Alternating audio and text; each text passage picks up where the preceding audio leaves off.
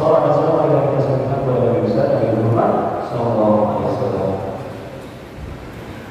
Bapak semuanya sehat? Alhamdulillah ya Pak, sehat ya.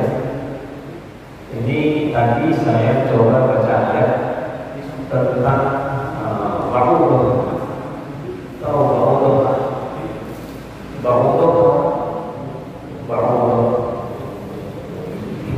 Baidah ini kencang lah suaranya kan. Ba'udah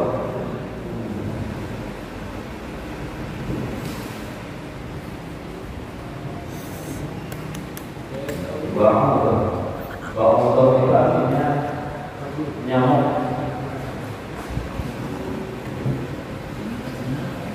Nyamuk bukan nyemik ya, nyamuk. Pokoknya salah. Ya, Assalamualaikum ya Allah.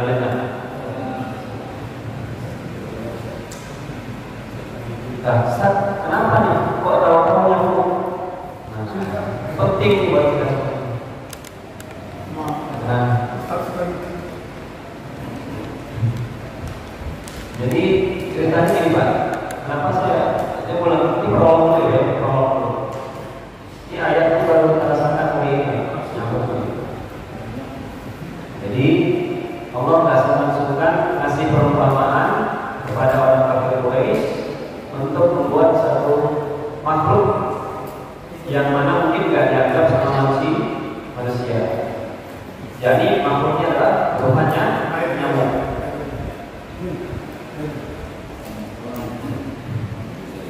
Lalu nyamuk itu fungsinya apa Pak? Diciptakan oleh Allah SWT. Ada gunanya ya, biar orang yang jualan bensin laku untuk bisa beli bahan bakar orang nembak poci, apakah itu bisa jadi juga?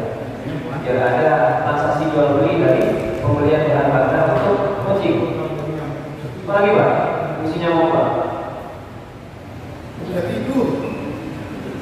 Biar bangunin orang yang malas untuk bangun malam. Oke, bagus. Yang lain Pak? Kayaknya nggak bermanfaat banget nyamuk ya. Buat kita nyamuk. Ini Ekonomi gatal panas. Hah? Gatal panas. Panas juga ada nyamuk ya. Apa sih capek-capek? Allah nyiptain nyamuk. Masuk lagi dalam Al-Quran. Surat Al-Baqarah ayat 26. Jadi benar-benar kalau kita pikir kok nggak ada manfaatnya nyamuk ini. Bagi orang yang menciptakan, bagi orang yang percaya bahwasanya semua ciptaan Allah ini ada manfaatnya, pasti dia akan meyakini nyamuk ini adalah ada kebermanfaatannya di mana kehidupan kita. Bahkan sebagian orang mengatakan nyamuk ini adalah akupuntur gratis. Ini percaya Pak. Atau apa namanya Pak? Bekam gratis dari Allah Subhanahu Wa Taala. Sebagian orang mengatakan seperti itu. Dan ada manfaatnya. Toh kalau kita ikutin sekian banyak kejadian orang yang DBD, kebanyakan nyamuk itu ya yang membuat orang sakit gara-gara nyamuk DBD masuk rumah sakit itu persentasenya sedikit. Coba Bapak cek, cari Ustaz Google, coba paling 1-5% yang memfungsikan, yang menyebabkan orang masuk rumah sakit penyakitnya DBD, demam berdarah gara-gara nyamuk. Ternyata 95%-nya apa? Berarti kan manfaat. Benar nggak Pak? Nah, kita cari manfaatnya apa? Ternyata kalau kita perhatikan ayat ini Pak, ini masih prolog ya, kita belum bahas nih, masih prolog dulu. Kenapa saya cerita seperti ini? Ada kaitannya dengan kehidupan kita sehari-hari. Jadi kebiasaan saya kalau makan malam itu biasanya sebelum maghrib Pak. Sebelum maghrib, jadi sore itu makan, suruh istirahat. Tahu sendiri Pak, kalau yang sudah pernah safar sama saya, yang sudah pernah jalan-jalan sama saya, ya naik mobil hampir mirip kayak Pak Guru gitu. Nggak tahu itu ciri khasnya. Nah, cuman bedanya Pak Guru nikmat mobilnya, kalau saya mungkin nikmat tapi sambil makan. Nah, kalau hari ini tadi sebelum pas lagi makan udah mesti ngopi. Nggak nyangka saya tahu-tahu kesedot nyamuk Pak, yang membuat saya imam hari ini kok terpaksa gitu. Saya suruh Pak Khotib nggak mau jadi imam. Langsung hancur suara Pak, ini kayak gini. Mungkin yang bikin konten sia-sia ya, sayang. Ya Pak ya, gara-gara nyamuk Pak ada fungsinya. Tahu-tahu bisa menghancurkan pita suara. Ya Pak Abidin ya Pak ya. Ini suara bagus, kayak orang biasa ya. Jadi kalau kita perhatikan surah Al-Baqarah ayat berapa? 26. Lagi ke imam tadi keingatan, oh iya ya, ini suara saya lagi ditegur Allah. Ya, gara-gara yang kecil tapi bisa merusak sebenarnya. Ya. Tadinya manfaatnya itu jadi kondisi kita lengah, ya, jadi masuklah nyamuk yang harusnya masuknya nyamuk itu ke area khusus perut segala macam, masuknya ke saluran pernapasan langsung masuk. Enggak, modal seperti itu. Apa kita ucapin Pak? Innalillahi wa inna ilaihi raji'un. Alhamdulillah. Segala puji bagi Allah Subhanahu wa taala atas semua pemberian nikmat ini. Nikmat baik yang bukan juga bagian dari takdir dari Allah Subhanahu wa taala. Izin nanti Pak Khotib bisa ambilin ya kalau dibantu. Nah, kalau semuanya inilah nikmatnya nyamuk luar biasa sekali Pak. Nanti bisa dibaca ya. Dari tadi manfaat nyamuk, kemudian kekurangan nyamuk apa, ternyata masuk Allah apa segala macam tidak bagian dari kehidupan kita. Namanya dalam bahasa Arab Baqarah itu sejenis binatang yang kecil, ya, yang kecil yang bisa bermanfaat untuk kehidupan manusia dan umat. Ya, cuman kita anggapnya nyamuk ini adalah penyakit atau apa segala macam, tapi banyak bermanfaat. Mungkin mirip kayak lalat itu kan mengganggu buat kita. Jadi kalau ada yang lagi ngobrol atau lalat di depan kita akan foto ya. Padahal kalau masuk ke dalam satu minuman kita curupin, nah sebelah kanannya itu ada penyembuhnya, yang di sebelah kirinya apa itu penyakit itu sendiri. Tapi sifatnya lebih banyak daripada penyakitnya. Ini kemana? Kita mulai bersama baca al-Fatihah. Bismillah. Jadi ditolong dulu ya, biar habis waktunya. Nah, kalau habis waktunya nanti kan enak. Jika tidak ada yang lain. Ini ada muslim ya. Bapak saudara semuanya, jamaah sholatnya istiqomah yang sama-sama alhamdulillah Allah Subhanahu wa taala. Minggu kemarin kita sudah, atau di bulan kemarin kita sudah membahas tentang ashabu. Jadi tafsir yang anak pribadi share ke bawah semuanya tentang sahabat-sahabat sohibun ashabun. Sohibun itu sahabatnya, berarti ashab sahabat-sahabat ya, makanya namanya sahabat. Nah, kalau ceweknya namanya sahabiyah. Tapi kebiasaan Rasulullah SAW berbicara tentang ashab di dalam Al-Quran, kebanyakan ashab tersebut adalah orang-orang yang diuji oleh Allah Subhanahu wa taala. Ya Pak ya. Ada yang diazab, ada yang dimuliakan, diazab di dunia, bukan diazab ya, dihukum di dunia, ditegur oleh penguasa zalim, kemudian akhirnya dimuliakan oleh Allah Subhanahu wa taala dalam Al-Quran. Contohnya Bapak ashab, ya Pak, Bapak Cik Pak. Kalau minggu kemarin kita bahas tentang ashabul ukhdud. Masih ingat Pak? Ashabul ukhdud. Siapa Ashabul Ukhdud? Seingat Pak? Ashabul Ukhdud siapa? Nah ini kajian kalau lupa begini. Jadi kalau lupa dia ada top channel. Biar rating naik. Ya. Ashabul Ukhdud adalah orang-orang yang sifatnya ini korban galian baik. Sorry. Oh, bukan asal ini dia. Oh, tunggu Pak, ini belum. Namanya kita bahas bukan asal itu ashabul aqrab. Sorry. Ini efek nyamuk juga. Ashabul aqrab siapa Pak? Ashabul aqrab. Siapa? Orang yang ini aja.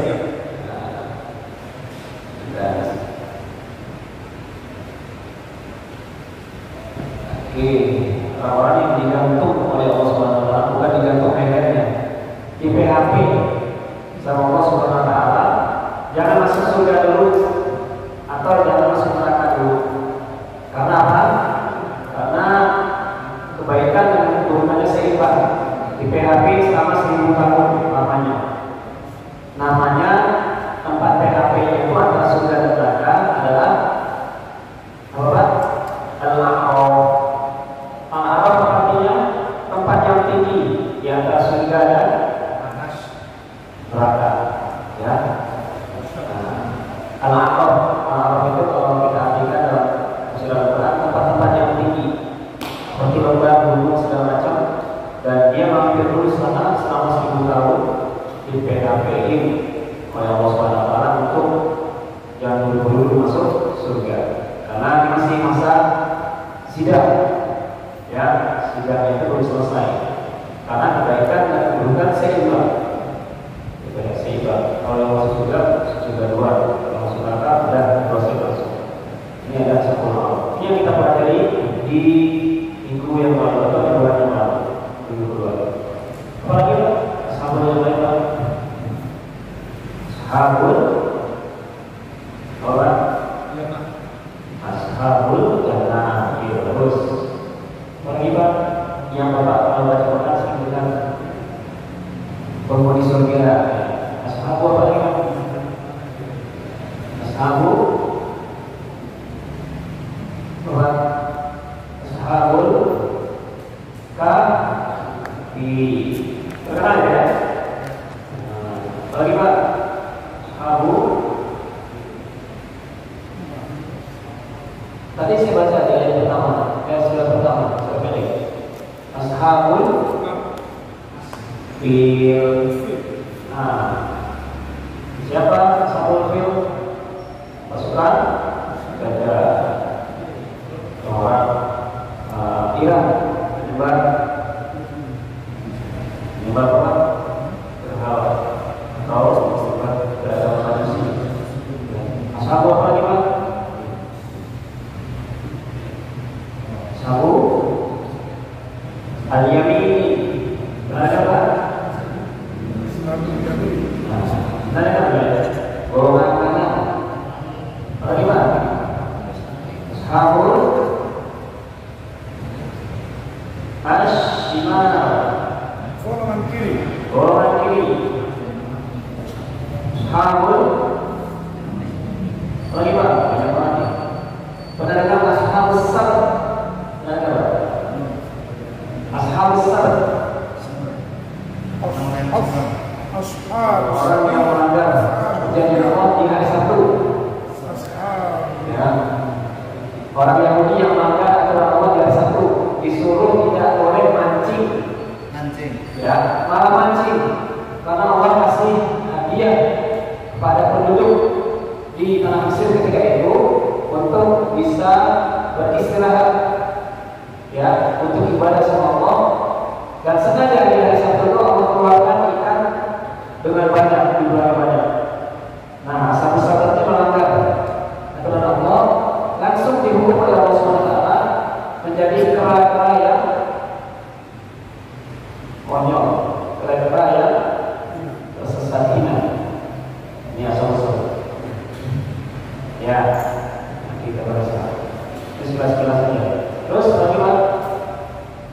Ashabul benar kan Pak? Ashabul Ras dia mana? Saya sudah baca Quran dalam balik ke juz masih dengar Ashabul Ras. Apa Ashabul Ras? Dan karena dia apa ya? Dibaca itu ya. Ini kaumnya Nabi Syuaib kalau nggak salah.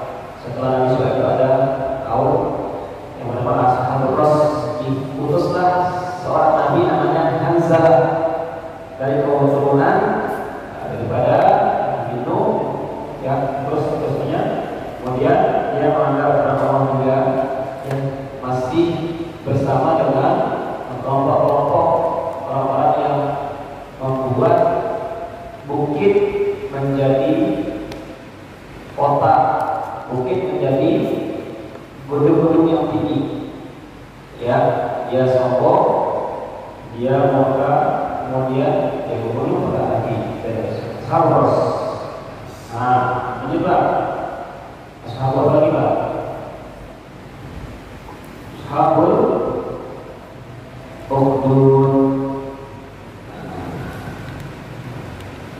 Ashabul Ukhdud ini diceritakan oleh Allah Subhanahu wa taala di dalam surat Al-Buruj. Surat Al-Buruj ayat 6 sampai 11. Qutila ashabul ukhdud annari dzatil waqud idh hum 'alaiha qu'ud wa hum 'ala ma yaf'aluna bil mu'minina syuhud. Terus sampai ayat 11. Ya beda. Nah ini yang kita pelajari hari ini. Dulu 2 minggu yang lalu kita sudah belajar tentang Ashabul Ukhdud. Sekarang kita belajar tentang Ashabul Ukhdud. Siapa itu Ashabul Ukhdud? Bapak semuanya. Ashabul Ukhdud adalah orang-orang yang menjadi korban, bukan intinya polis PKI, korban pembantaian paling oleh raja, korban raja, korban pembantaian massal, ya, di wilayah antara Yaman dan Saudi Arabia, gitu ya. Tepatnya sekarang kalau kita namakan Yaman, gitu ya, Arab Selatan, gitu ya, Yaman. Oke, rajanya ketika itu bernama Dzulnuwas, gitu ya, Dzulnuwas. Dzulnuwas itu terkenal dengan pengkhianat. Dzulnuwas itu pada saat Yahudi. Kebanyakan pengkhianat yang terjadi di seluruh dunia adalah berasal dari orang-orang golongan Yahudi. Ya Pak ya. Nah, Raja Dzulnuwas ini ya hidup di masa kerajaan yang bernama Hilkiah.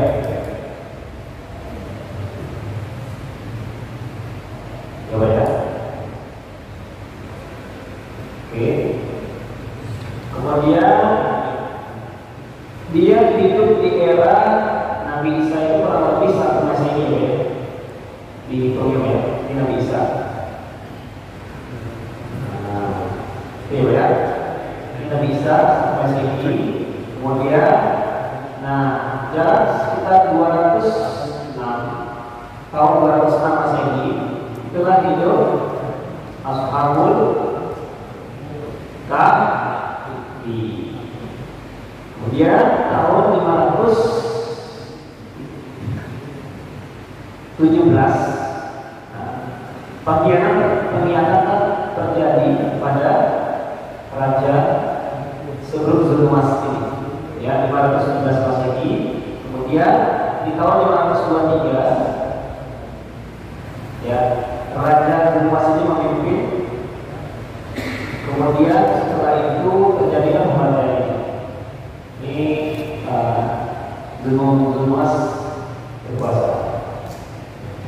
47 tahun sebelum Nabi Muhammad lahir, ya sekitar tahun berapa? Dari 523 ke 571 Masehi. Sekitar berapa? 4 dikurangi 1 dikurang 2 523 berapa Pak? 11 dikurang 3 8. Berapa? 6 kurang 2 4 ya? Berapa? 48. Itu apa itu juga? Ya, apa? 44 tahun sebelum Nabi Muhammad lahir.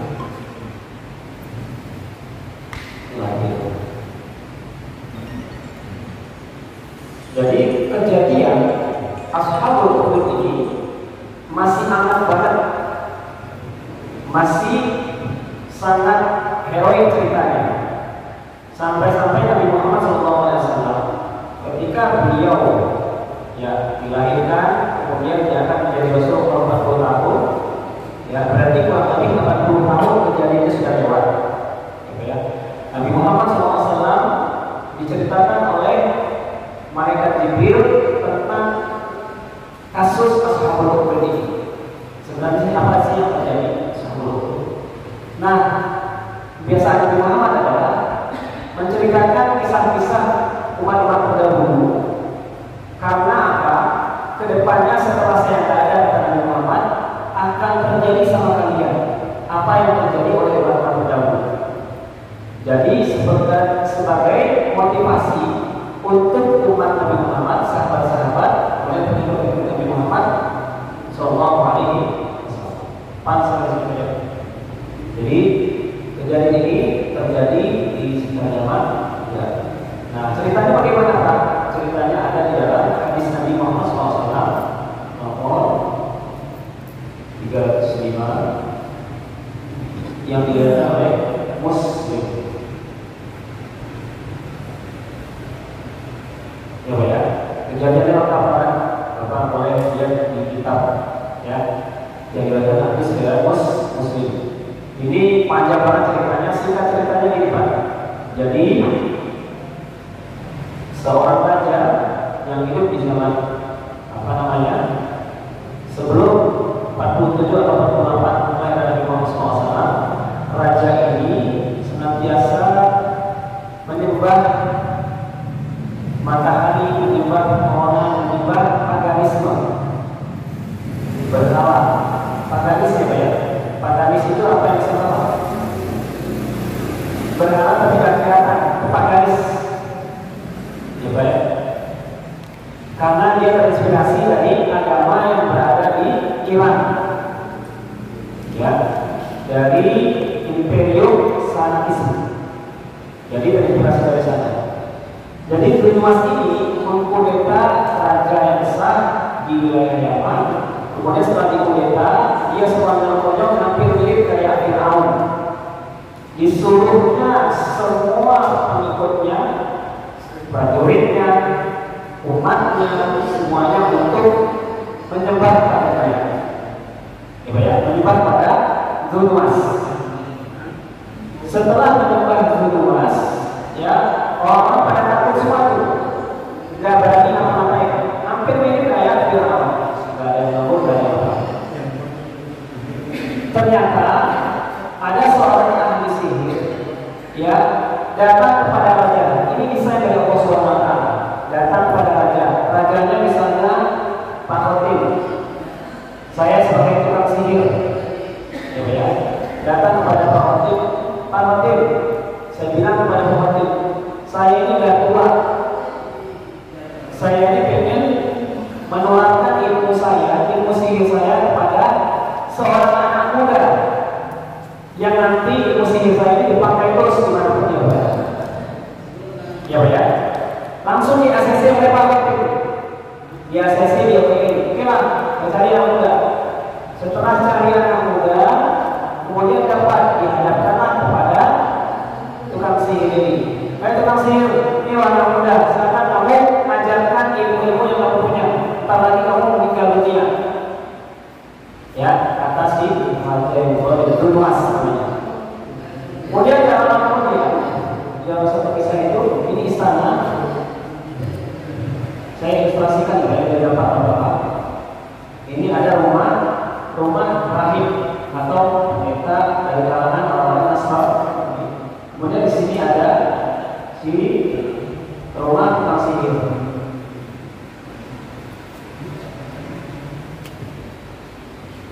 Nah, mudahnya seperti apa?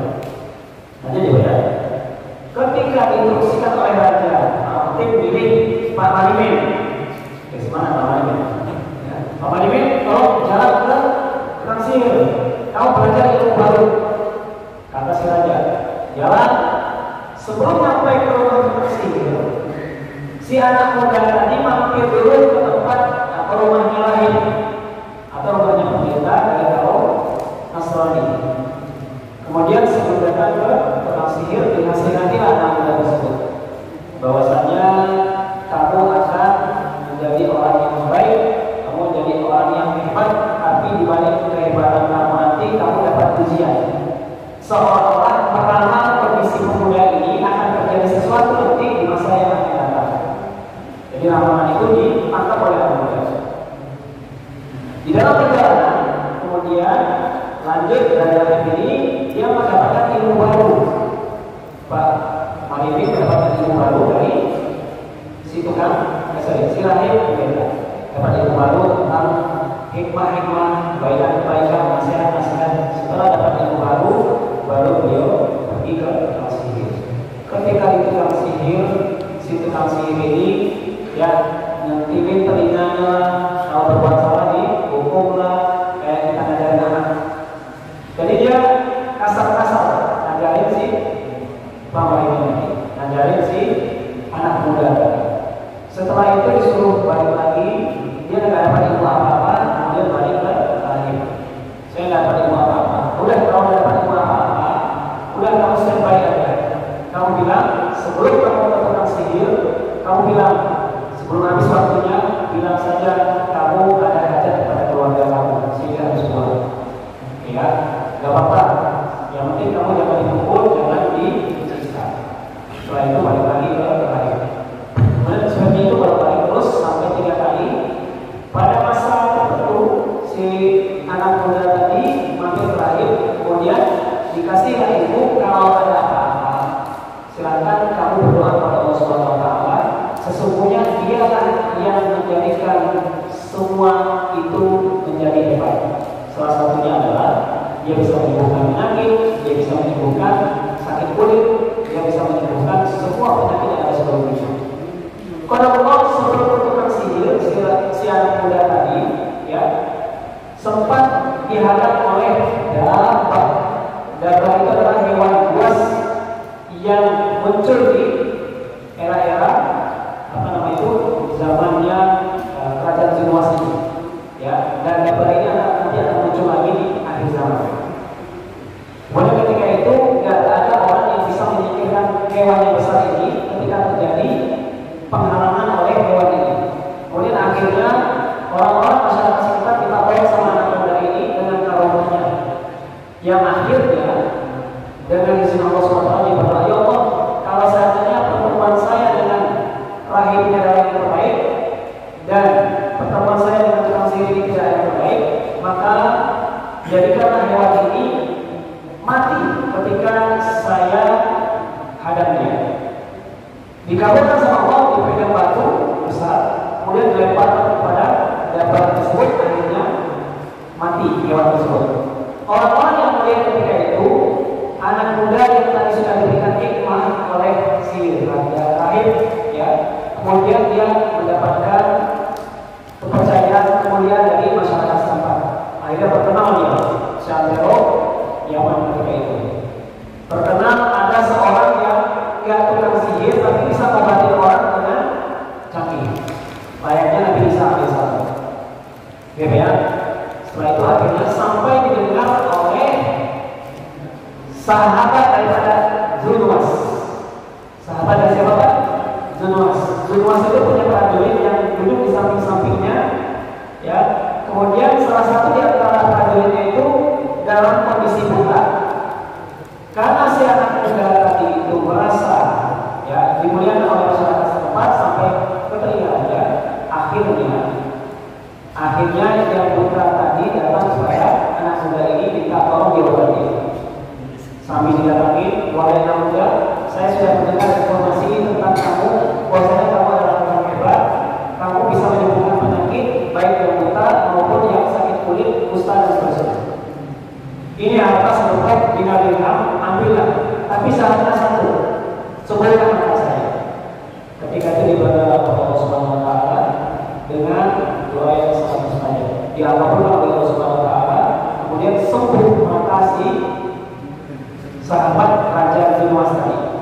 Raja Zulmas tahu sahabat ini adalah buta, kemudian akhirnya si sahabat Zulmas ini kemudian datang kepada Raja.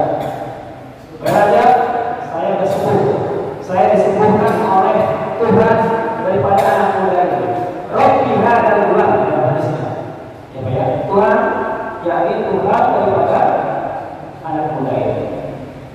Si raja ngamuk, ya ngamuk bahwasanya tidak mungkin. Kamu salah kalau menganggap saya Tuhan lagi. Kamu tidak menganggap saya Tuhan lagi. Hati-hati kamu jangan sembarang ngomong, kata si raja. Gak benar, saya disebutkan oleh anak muda. Ya, atas izin Allah Subhanahu Wa Taala, Tuhan anak muda tersebut. Oke, kalau gitu panggil anak muda itu. Ya, jika dipanggil anak muda itu, kemudian diberikan ujian. Ya, kemudian ditanya sama raja, hai anak muda, siapa yang menyembuhkan, yang bisa menyembuhkan penyakit daripada pasukan saya ini, prajurit saya ini, sahabat saya ini? Yang menyembuhkan adalah Allah Subhanahu Wa Taala. Siapa dia? Dia adalah Tuhan aku juga, Tuhan aku juga. Ya, tambah pun kasih raja. Oke. Terus siapa yang mempengaruhi kamu dengan kata-kata seperti ini? Yang mempengaruhi itu adalah rahim pendeta tadi dari kalangan kaum Nasrani. Singkat cerita, didatangilah si rahim, kemudian ditanyalah, kenapa kamu mempengaruhi orang lain seperti ini, berubah seperti ini? Karena semuanya atas takdir Allah Subhanahu Wa Taala. Oke, kalau itu, kalau kamu benar-benar sudah mempengaruhi anak muda ini, nama anak muda ini seandainya saya kadang tadi menjadi pengganti si tukang sihir, dia sudah menjadi orang hebat. Nah, sekarang ini saya uji kamu. Saya akan potong kepala kamu pakai gergaji. Dipotong pakai gergaji kepala siapa? Kepala sahabat raja tersebut. Pertama, belah. Sekarang saya Tuhannya, Azulmas. Ya, siapa yang bisa menyelamatkan ini? Tidak ada yang bisa menyelamatkan. Nah, saya potong lagi kepala si rahib, ternyata dipotong lagi, belah jadi dua. Potong lagi sampai pecah kepala. Disaksikan oleh si anak muda tadi. Baik anak muda, saya sekarang mau menyelamatkan kamu. Apakah saya ini Tuhan kamu atau enggak? Ya tergantung kamu sekarang. Pasukan Zulmas ngumpulin, diajaklah anak muda tadi yang beriman, yang punya kawanan ke suatu bukit. Kemudian dibilang sama raja, hai anak muda, tidak ada yang bisa menyelamatkan kamu hari ini kecuali atas perintah. Kalau aku perintahin kamu beriman kepada aku, maka saya ambil kamu tidak saya bawa dengan pasukan saya dari bukit atas sampai ke bawah. Ketika itu anak muda berdoa kepada Allah Subhanahu Wa Taala dengan doa yang mustajab juga. Allahumma fini kahum, Allahumma fini kahum, ya Allah, ya Rabbul Alamin. Ya Allah, cukupkanlah atasku perlakuan orang-orang yang zalim ini. Seketika gunung bergetar, kemudian setelah itu si pemuda setempat justru prajuritnya mati. Setelah itu anak muda ini datang ke raja tersebut kembali. Dia kata, loh, mana pasukanku? Anak muda, kamu apain dia? Enggak ada siapa-siapa. Dia dihukum oleh Allah Subhanahu Wa Taala di atas Allah Subhanahu. Oke, kalau itu ada pasukan yang lain yang kata tahu, disuruhlah kata tahu ini untuk mengambil anak muda di bawah laut pakai sampah. Ya, sekali lagi ini saya kasih kesempatan kepada kamu. Ya, kalau nggak mau berubah kepada kamu, maka saya akan tenggelam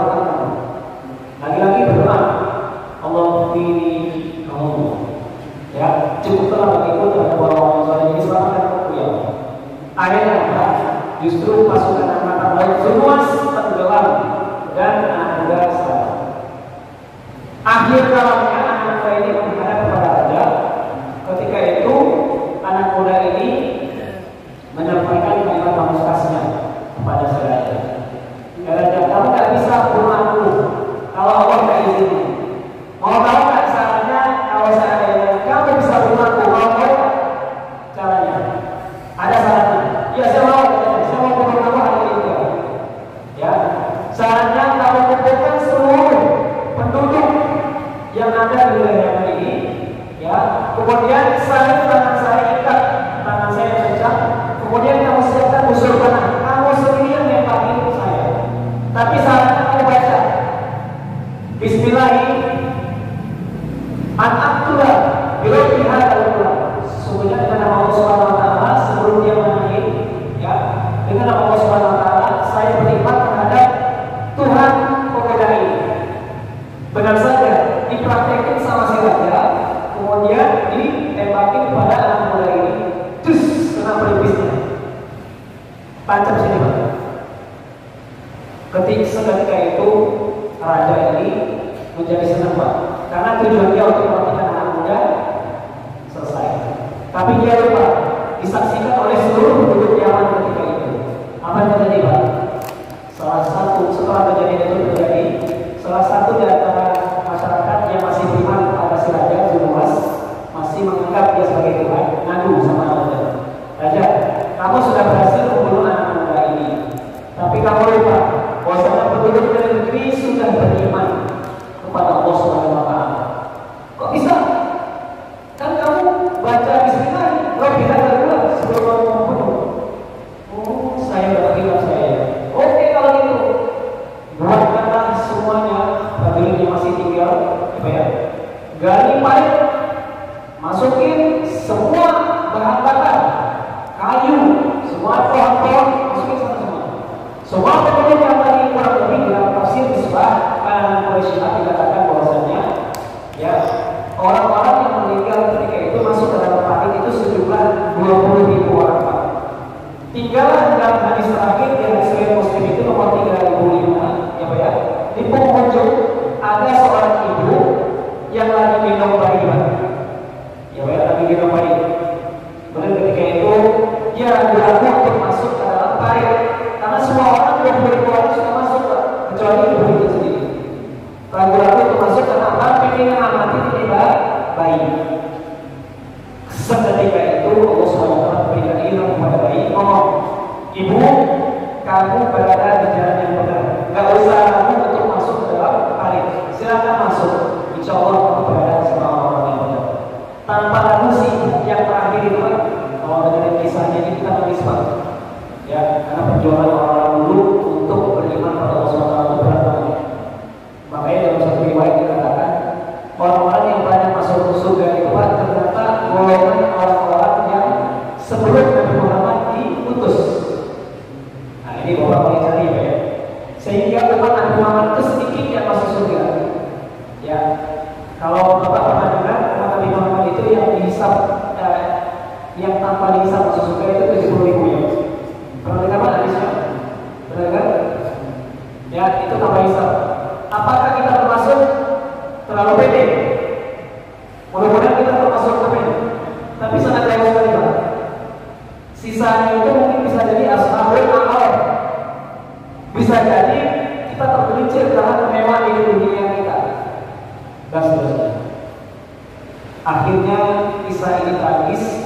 47 atau 44 tahun sebelum Rasul hadir, ya, Nabi Muhammad SAW masih anak dari cerita turun-temurun dari satu generasi, belum sampai satu dekade, 4 dekade ya, 40 tahun namanya, diceritakan oleh penduduk Mekah dan sekitarnya dan Yaman. Ya Pak ya, cerita ini masyhur, kemudian diceritakan oleh Nabi kembali untuk mendapatkan kesemangatan untuk dalam menjaga keimanan. Bahwa semuanya yang sama-sama dengan Allah SWT, inilah kisah Ashabul Ukhdud, sahabat parit yang ditanam oleh Raja Zulmas, Raja Zalim, yang berasal dari kaum Yahudi yang mempunyai karakter bengis layaknya Fir'aun, yang menyontek imperiumnya dia kepada imperium Iran Najasyi yang bernama Sanadis. Dan dia selalu membunuh orang-orang yang beriman ketika itu. Jumlahnya hampir 20.000 orang. Apa hikmahnya Pak? Apa hikmahnya? Hikmahnya apa daripada kisah Ashabul Ukhdud? Hikmah dalam perjuangan. kita ini belum ada apa-apa untuk berjuang pada agama Allah ini. Kita cuma modal ibadah saja, belum sifatnya sampai ke akhir muka, ya.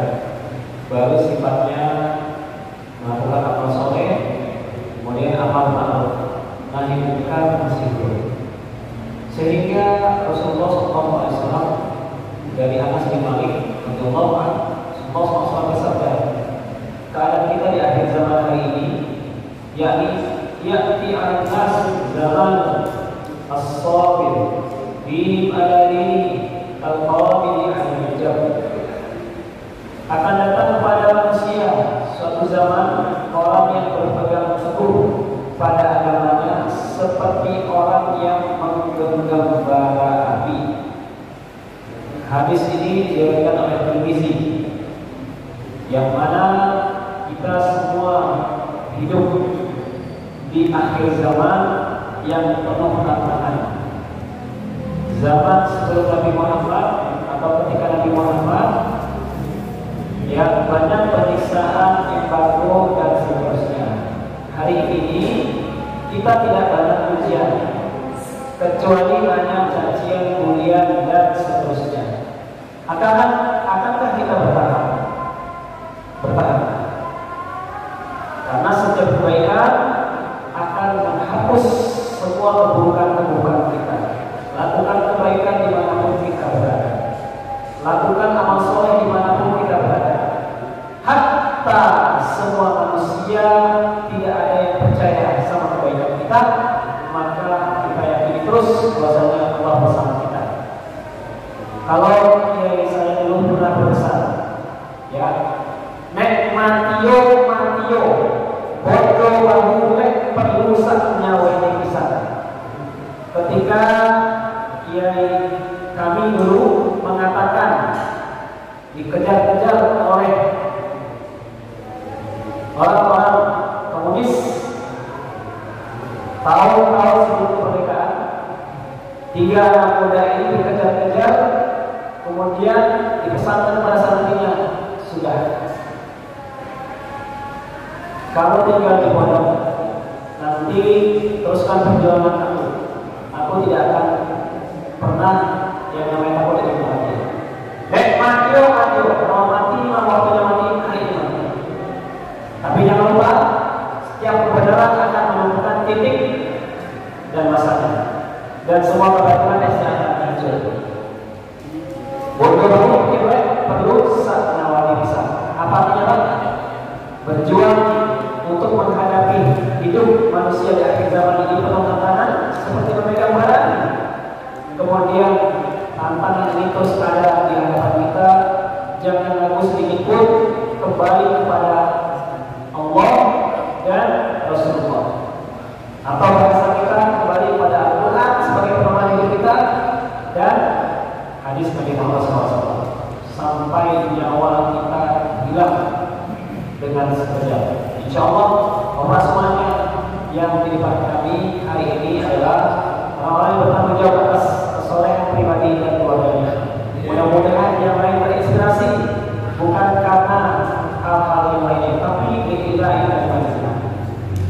Semuanya, mudah-mudahan perjalanan kisah Ashabul Ukhdud ini kita bisa ambil hikmah bagaimana kita berjuang di akhir zaman ini tanpa kita dihilangkan nyawanya, tapi dengan sedikit ujian ketakutan, dengan sedikit ujian melelahkan dari kaum-kaum yang tidak bertanggung jawab terhadap agama yang mulia ini. Maka silakan baca doa ini dengan sesama. Allahumma ikfinihim bima syi'ta. Sama-sama Pak. Allahumma ikfinihim bima syi'ta. 3 kalimat. Allahumma ikfinihim bima syi'ta. Ya Allah, cukupkanlah saya atas mereka terhadap apa yang mereka lakukan. Lakukanlah sesuai kemauan Engkau ya Allah. Jika ada orang-orang yang tidak senang dengan kebaikan, Allah ini dimasih.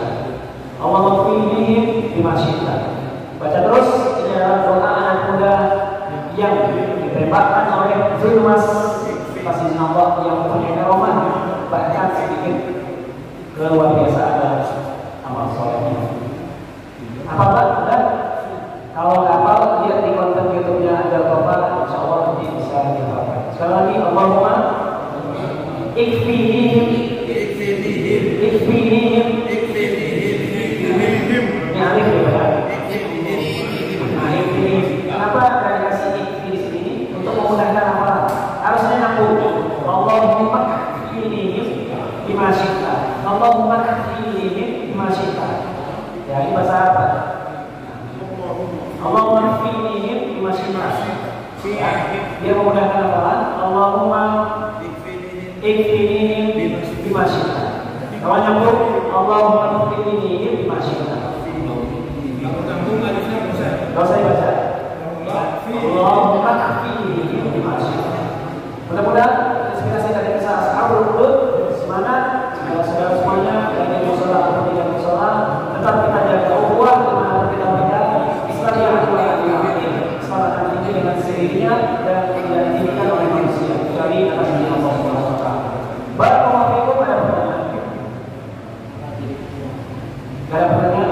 Ini yang saya senangin kalau nggak ada pertanyaan dari jemaah Alfiyah, karena jemaah yang paling kritis selama saya ngajar cuma Alfiyah doang. Tapi hari ini nggak ada yang nanya. Alhamdulillah. Biasanya kalau nggak bisa saya